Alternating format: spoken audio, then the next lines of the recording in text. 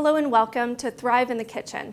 I'm Kelly Batista, Director of the Brian D. Jellison Cancer Institute at Sarasota Memorial.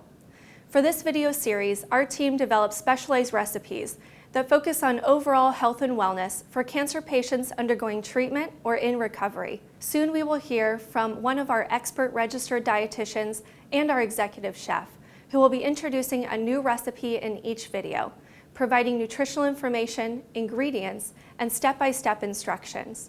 Now let's get cooking with Thrive in the Kitchen.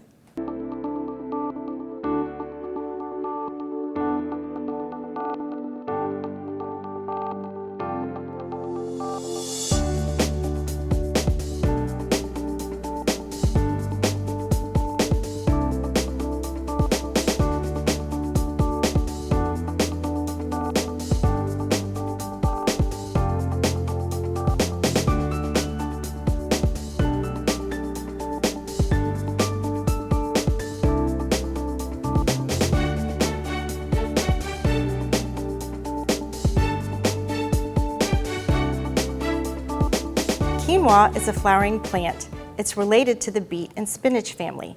It's a very versatile grain that's gluten-free, high in protein and fiber. It's very easy to cook and can be served hot or cold. Bok choy is a cruciferous vegetable. It's related to the cabbage, broccoli, and kale family. These vegetables can help stimulate our body to break down potential carcinogens. Red peppers, carrots, and butternut squash are high in beta-carotene. This can help boost our immune system and can help us decrease the free radicals in our system that may cause cancer.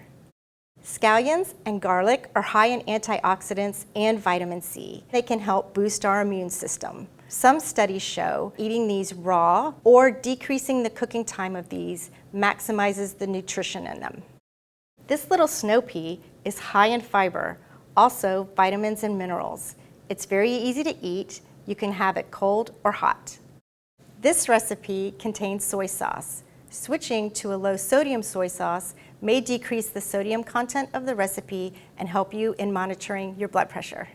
Cilantro and ginger are both herbs. Don't be afraid to cook with herbs. They can add a lot of color, a lot of flavor to your recipe, and are high in antioxidants, which are always beneficial. So are you ready? Let's get started.